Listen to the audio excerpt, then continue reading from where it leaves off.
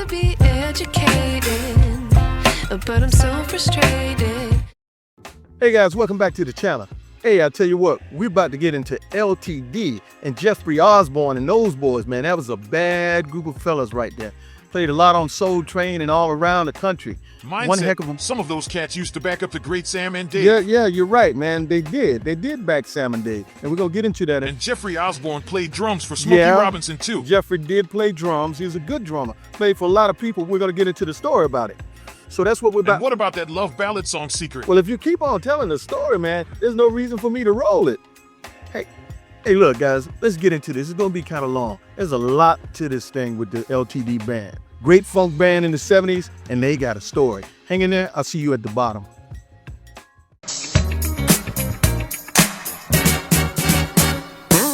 Oh, yeah, this one right here. Hey guys, get comfortable because we need to talk about what happens when the funk checks out of a dorm room on a college campus and travels across the country with that North Carolina red clay still stuck to the bottom of his shoes. We're talking about a group called Love, Togetherness, and Devotion, better known to the world as L.T.D. You see, a lot of folks think a hit record just happens out of nowhere. But the story of L.T.D. is around a 60-year journey that started in Greensboro of the Tar Heel State back in 1968. But to tear up the dance floor and become what we know them as today, there had to be a grind and hustle. So let's get on the ground and look at how this L.T.D. machine was actually built. It started with a group called Love Men Limited, formed by Abraham Onion Miller and Jimmy J.D. Davis. The heart of their sound was the horn section, Arthur Lorenzo Carnegie on the sax, Jake Riley on the trombone, and Carl Wayne Vickers on the trumpet. While Carnegie and Riley were products of that elite Greensboro musical ecosystem at North Carolina A&T, Vickers was a West Palm Beach, Florida native and Howard University man who had traveled from where he was living in California to join the fold after the group established its roots on the yard in Greensboro. Now, if you know anything about the blue and gold marching machine, you know that discipline is a way of life. That precision caught the eye of a veteran tenor sax man named Abraham Onion Miller. Onion was the OG of the Greensboro scene. In 1967, Sam and Dave, the double dynamite of soul, were looking for a permanent horn section that could survive the road and hit those Stax arrangements with power. They reached out to Onion Miller because he had a reputation for leading the tightest crew in the South. Onion then recruited these schoolboys, Carnegie, Riley, and Vickers, then forming the fantastic Soul Men Orchestra. Imagine the transition. One day you're on the college yard at A&T, and the next you're the engine behind Soul Man, playing for Sam and Dave. And when you're standing behind those two every night, you learn that if the horns aren't surgical, the show doesn't move, and you could soon be back on the yard or at the crib. So they successfully did the Sam and Dave gig for a while, but after years of being hired guns, the crew wanted their own name on the marquee. Onion Miller, along with a dude named J.D. Davis on the keys, decided to take the core of that section and form their own self-contained unit. They wanted the publishing and the glory for themselves now. So, in 1970, they bought a 1956 Chevy together and headed to the mean streets of New York City to be closer to the center of the R&B music industry and the thriving club circuit. They would rely on their background as professional session and backing musicians to get gigs and make money, and they settled into Spanish Harlem. That is where they met Toby Wynn, who joined them on the baritone sax because they needed that deep, gravelly bottom end to anchor those A&T style arrangements. But they were still missing a heartbeat. They were a horn-heavy unit looking for a drummer who could handle the weight. But the best they could do is find local guys to sit in on gigs. But that would soon change. The band was booked at a club in Providence, and they had found a drummer to sit in with them. But there was one problem. This dude was hanging outside the club smoking them funny cigarettes or something like that, and he got arrested just before the show. So now they were stuck with a gig and no beats. Now, here is where the Jeffrey Osborne and L.T.D. story begins. Providence was the home of the Osborne family, and the word already on the street was that the youngest boy, Jeffrey, was a phenom on the skins, if you know what I mean. And Jeffrey had a few receipts to prove it. One came from when he was only 15 years old and asked to sit in with the OJs for a 2-week stretch when their regular drummer couldn't perform up to standards any longer. And on this night, Jeffrey had actually come out to see the Love Men play. But when he got there, he found the band in a state of panic. The Love Men drummer had been outside between sets, and he had just been arrested for drugs right before the next set leaving them with a packed house and no beats. The club knew of Osborne and hipped the band to calling on him to finish the night. Jeffrey was obliged for the gig just to help the Love Me and get through the gig. But the moment he hit the kit, sung some vocals, commanded the room, showed he could follow the cues in his bones, they knew they couldn't leave Providence without him.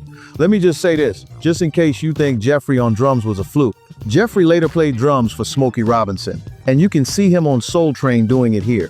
Now, Jeffrey was the youngest of 12. Although they were poor, the Osbornes had a few talented members in the family. Along with siblings who performed, his father was Clarence "Legs" Osborne, a professional jazz trumpeter who played with the legendary Lionel Hampton and Count Basie orchestras. Clarence died when Jeffrey was 13, so to get him on the road with the Love Men, it would only take his mother, Juanita, giving her blessing. She was leery, but these were professional men with real goals, so she trusted them to take her son into the fire. With Jeffrey locked in, they went back to the grind in New York, but reality started to set in. They were living hand to mouth in Harlem, playing the Apollo and local dives, but the big record deals were staying out of reach. The New York labels wanted something more polished, less marching band funky, and that is when the lifeline came from the West Coast. Jeffrey's older brother Billy Osborne had already moved to Los Angeles and was making waves as the musical director for the group Friends of Distinction. Billy saw his brother struggling in New York and sent word, "Get out here." But this wasn't going to be a flight, it would be a pilgrimage. They loaded up that 1956 Chevy and a second car, hitched a U-Haul trailer to the bumper, and drove thousands of miles across the country, long trekking across the USA where the togetherness in their name was about to be tested. They finally pulled up to California in 1970 and had to set up shop in a one-bedroom apartment with 10 guys. That is where the unit finally became a family, and the funk began here too, literally. But they jumped into the music, where Billy brought in Henry E. Davis to handle the bass, and Robert Santillo came in on the congas. By 1974, they officially became Love, Togetherness, and Devotion, and signed with A&M Records. But the road to a hit would not be easy. With their self-titled debut album in January of '74, they led with a track called Elegant Love. But the irony was, the record didn't get much love at all, kind of flopped. Then came the Getting Down album later that year in November, and the single was Don't Lose Your Cool. And again, the needle didn't move. No cool to lose here. The label was looking at them like a horn band that didn't have a hit in them. They had the potential, but something was wrong and missing.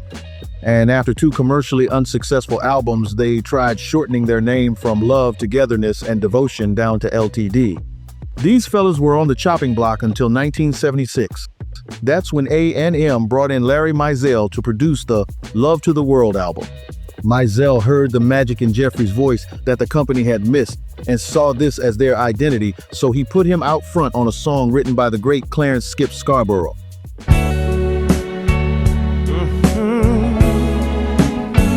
Love Ballad. That freaking intro right there said it all. The strings just about make you want to cry.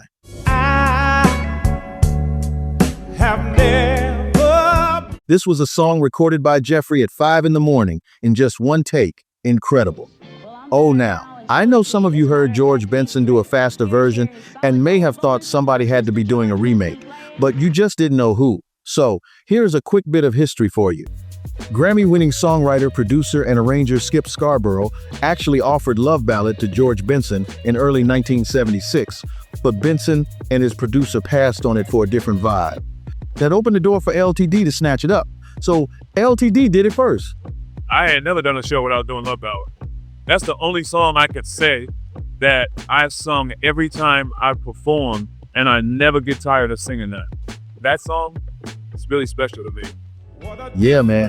That song went straight to #1 on the R&B charts and saved their careers. What a difference of true love in my life. It was so huge that George Benson eventually came back in 1979 and recorded his own version. Yeah, his was hot too, but by then, L.T.D. had already put their stamp on it. That success gave them the leverage in 1977 to record the Something to Love album. They added Johnny McGee on guitar and brought in Melvin Webb to take over the drums so Jeffrey could stay at the front mic, and that is when they laid down the monster.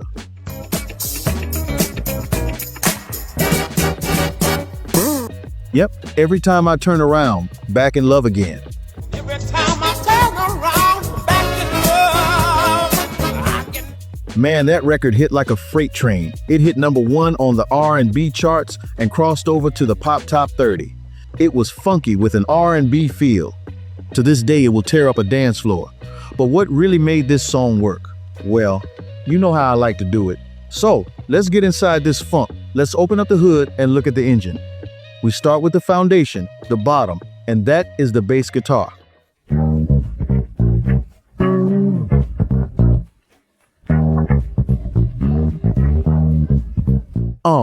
Now, listen to Henry E. Davis. This isn't just a bass line, it's a conversation.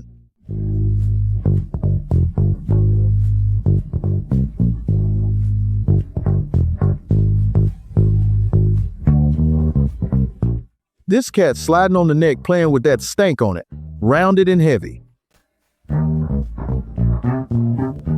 He knows he doesn't have to shout to be heard. That is grown man style bass playing. Now, let's check the heartbeat, the drums.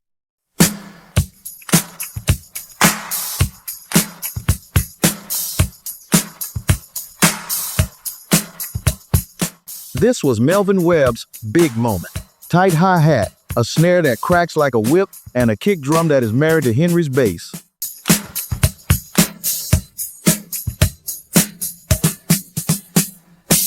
It's a disciplined groove that stays in the pocket like it's avoiding the rent man. You can hear the cowbell on 1 and 3, while the church house tambourine handles business. All this was precision of a man who knows how to hold down a band. Then we get into that chang-a-lang guitar. You know I love this stuff.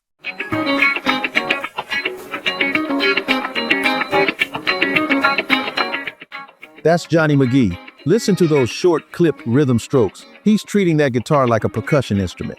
And Bernorce Blackman is working with him in the studio to get that thing funky.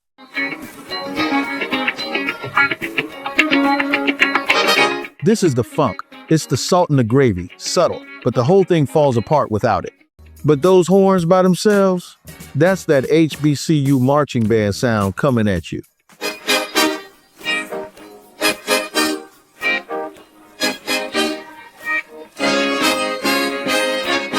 In the studio, that's Carl Vickers on trumpet, Onion Miller and Arthur Carnegie on saxophone, plus Jake Riley on trombone.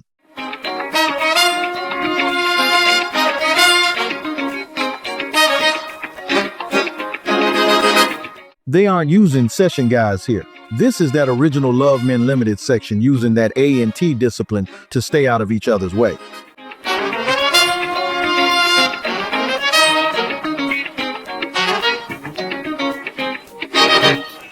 Get out the way, a baby freight train coming. But the real power plant, that is Jeffrey Osborne's vocal. Every time I move, I lose. When I look, I'm in. Man, listen to the mind of a drummer singing. He knows where the one is. He starts off smooth, conversational, almost like he is telling you a secret. Every time I turn around, I'm back in love again. You may see men on the stage, yet in the studio recording, the background vocals are a professionally layered blend of session singer Lorraine Johnson, the First Call session group The Waters, which is Maxine, Julia, Orrin, and Luther Waters, along with the male members of L.T.D. singing in a tight, high-pitched falsetto. L.T.D. was at the mountaintop, selling out arenas and proving that a self-contained band could dominate. But like any great drama, the success brought changes.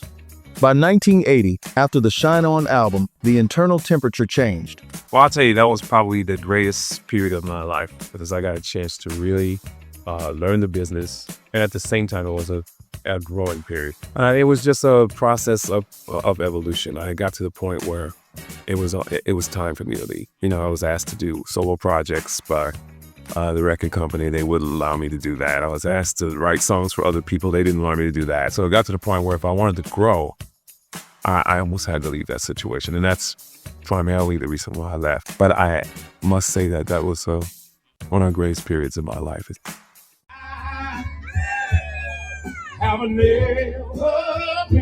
Jeffrey and Billy decided it was time to move on and see what they could do as solo artists. It was Jeffrey who became a household name with hits like On the Wings of Love and Stay With Me Tonight. While the band moved on with singers like Andre Ray, formerly of New Birth, and Leslie Wilson for their next album, Love Magic, in '81, which produced 2 more hits, April Love and Kicking Back. L.T.D. stayed busy in the music industry by recording for small independent record labels and doing their own personal music projects. Well, as of 2026, Mr. Jeffrey Osborne isn't sitting on a rocking chair reflecting on the past. He is 77 years old and still out here working. He just finished a show at the Graton Resort in California for Valentine's Day, and he headed to the Yamava Theater to perform with Regina Belle. He's still touring with the Men of Soul, still hitting those notes with the same agility he had in the 80s, and still giving back through his foundation in Rhode Island. The original L.T.D. core, they are the proof that when you build a house on love, togetherness, and devotion, rooted in that A&T discipline, the storms can't knock it down. And that is why, nearly 60 years later, when that intro kicks in, you already know what time it is. Yeah, man. That was a pretty long one right there for me anyway. But it's so much to say about these guys. So much has happened, man. A lot of people forgot about these guys. But at the time when I was a kid, man, if you wanted to go to a party, you had to have some LTD with you. Because it wasn't no party if you didn't have no LTD or some brick with you. People like that slayed. I want to thank the members for hanging in there. I really appreciate you guys a whole lot. And thanks for the subscribers. And I'll see you guys next time on the Music Mindset channel. Thanks.